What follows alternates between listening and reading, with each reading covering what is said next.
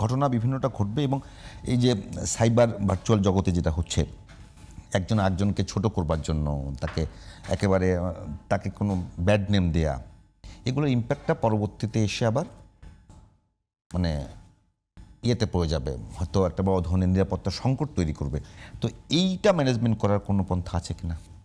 দেখুন, আপনারা যেটা বললেন এবং আমার বন্ধু যে নৈতিক শিক্ষা, এটা প্রথম আসে ফ্যামিলি থেকে, তারপর ইনস্টিটিউশন, ইভেন আমাদের ধরনের মানে ওটা নৈতিকতা না না না ওইটা আমি বলছি না, এইটা নিয়ে প্রার্থীর পক্ষেই বলছি। তাকে ছোট করে একজনকে বলা হলো, সেটা তো আলটিমেট পরে যা ও একটা গুলি চালিয়ে দেবে, হয়তো সরাসরি ফিজিক্যালি তাকে আক্রমণ করবে।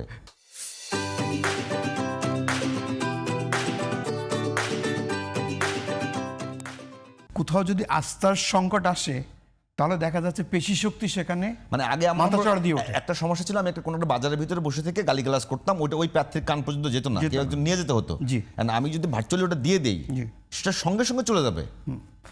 এইটা ম্যানেজমেন্ট করবো কি? এই সিকিউরিটি পয়েন্ট অফ ভিউ যে সাইবার সিকিউরিটি অ্যাক্ট বা সাইবার সিকিউরিটি পলিসি বা সাইবার কন্ট্রোল যারা করছেন তাদের মাঝখানে একটু সমন্বয় সাধনটা খুব বেশি প্রয়োজন।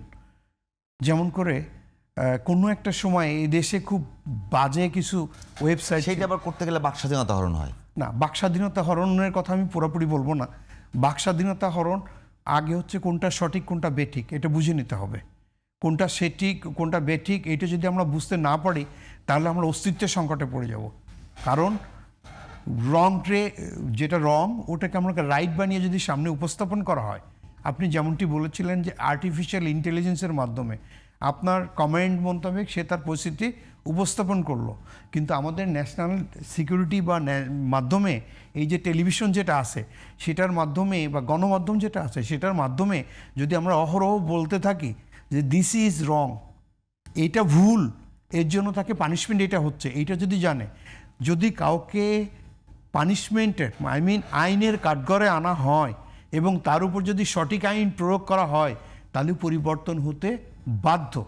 এতগুলো সাইবার সিকিউরিটির আজে বাজে মেসেজ দিল, যদি এই মিডিয়ার মাধ্যমে কোনো একটা সময় নির্দিষ্ট বলা হয় আজকে এতগুলো সাইবার সিকিউরিটি অ্যাক্ট আসছে, এটা ভুয়া তথ্য, মিথ্যা, তো যারা দিয়েছে তাদের প্রতি এই পানিশমেন্ট ডিক্লেয়ার করা হলো, যেগুলো কনফার্ম করা, এইটা যদি কনফার্ম করতে পারি আমরা মিডিয়ার মাধ্যমে, তাহলে আর কিছু না হোক তার ভীতি সঞ্চয় হবে, আর কিছু না হোক নেক্সট যদি কেউ ভুল তথ্য দিতে যায় তাকে 3 বার চিন্তা করতে হবে যে I am doing something wrong, I will be punished.